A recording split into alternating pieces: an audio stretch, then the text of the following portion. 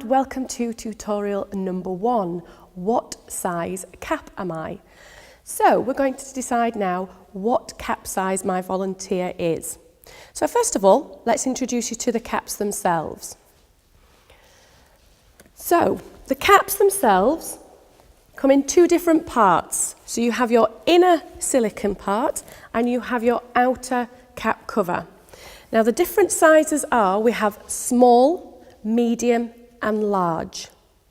The way that you can actually determine what size they are, first of all with the inner silicone cap, you can actually see a very small serial number on the back. The first prefix starts with what size it is. So S is small, medium is an M, and L is large.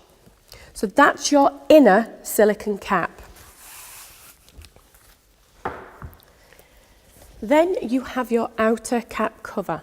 Again, this is in the different sizes, small, medium and large. And actually indicated by the colour of the Paxman logo. So our small is red, purple is medium, and blue is large. So now I'm going to talk through the process of determining what size cap that you are.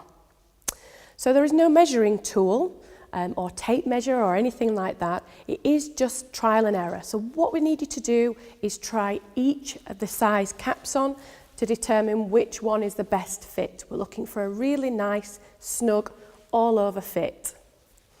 But what we do provide you with, though, is a 3-point checklist. So first of all, number 1, we need to make sure that a cap isn't too small. Number 2, we need to make sure that we're covering, if not all, but most of the hairline. Number 3, we need to make sure that a cap isn't too large. So what I'm going to do now is actually demonstrate on my lovely volunteer here and show you the indications of a cap being too small, and then we'll start by trying the actual caps on. So the indications of a cap being too small are, if when you place the cap on, there is a gap between the silicone cap and the actual head itself, the scalp itself. What will happen here, if there isn't any contact between the silicone cap and the scalp, you will unfortunately lose hair in this area. So it's really vital that we get a good all-over fit. Another indication is if you have to use any amount of force to push that cap down, because there is quite a lot of tolerance in these caps, what will happen over time is that cap will rise up, and again you will get your gap. So please ensure that we're not using a small cap. So number 2, with regards to the hairline, we need to cover all of the hairline, so from the front all the way around the side and to the back as well. Okay? One of the areas that we may find slightly difficult is just this section here. So please don't be concerned if the cap doesn't cover this area either. I think given the choice, you'd prefer to retain more hair here than be concerned regarding this side area here. Indications of a cap being too large are when you place the cap on, if it wobbles about, that's an indication that it's too large. Also, we want to look and make sure that we can't put any hands up the back or up the side.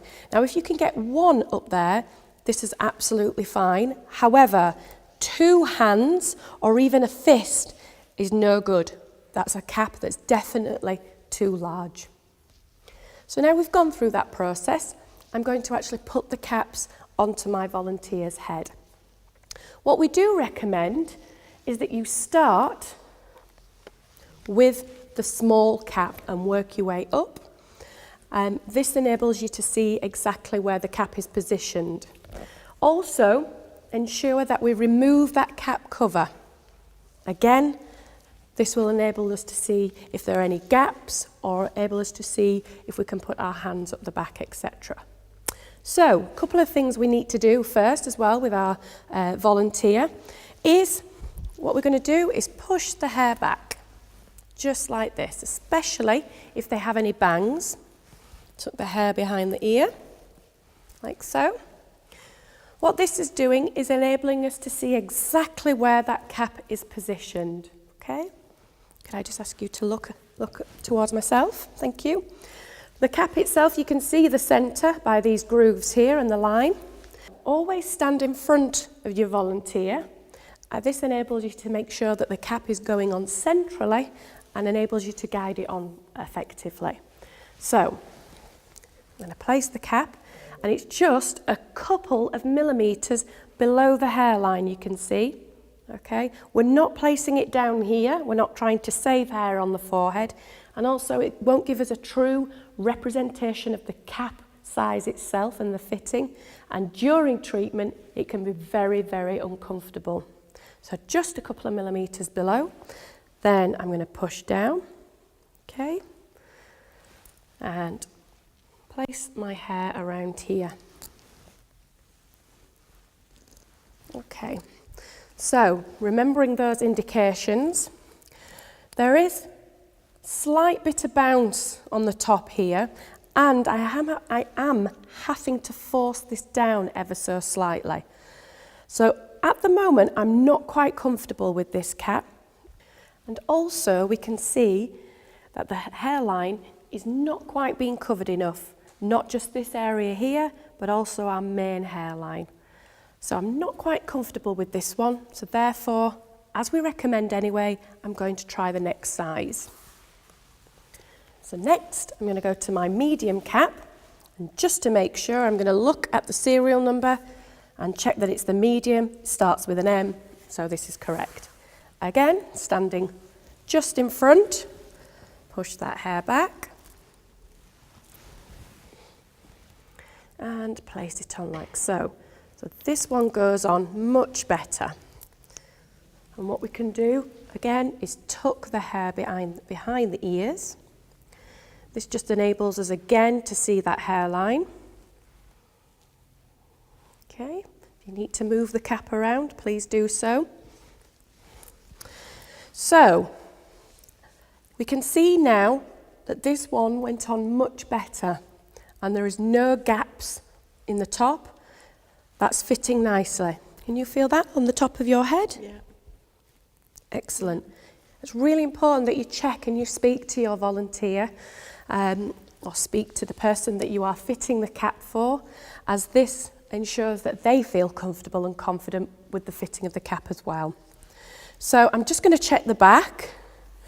Now I can get one hand, maybe even two, but that's not a problem, because this is a perfect opportunity to highlight that if you are using the medium cap and you're a little bit unsure about the gap at the back, we can utilise the small outer cap cover. So just as a reminder, your small outer cap cover is your red one, okay? Otherwise, you would just normally use the corresponding cap cover. We can see as well that with the hairline, we are not quite getting to this bit here. However, we are getting to the rest, the front and the back as well. If you wanted to just double check, always pull the hair back like so, and you can see that the cap is aligned with her hairline. So this one, I'm happy to use this. But just to be on the safe side, and to ensure that we're trying all three sizes, I'm going to try the large. So again, we know this is the large because it's got the L. Okay. Place this on, same again, and push down.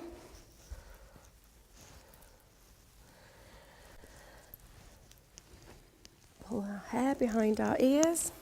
Okay. Now we can see that this one wobbles around quite a lot, okay?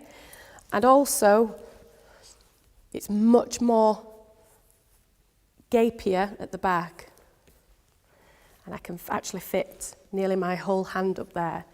So this is a really good example of a cap that's too big and wobbling about. So we wouldn't be satisfied using this one at all.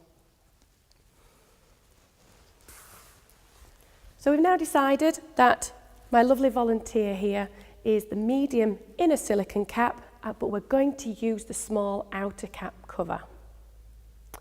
So hopefully that's provided you with some guidance to ensure that you have the best fitting cap. Thank you.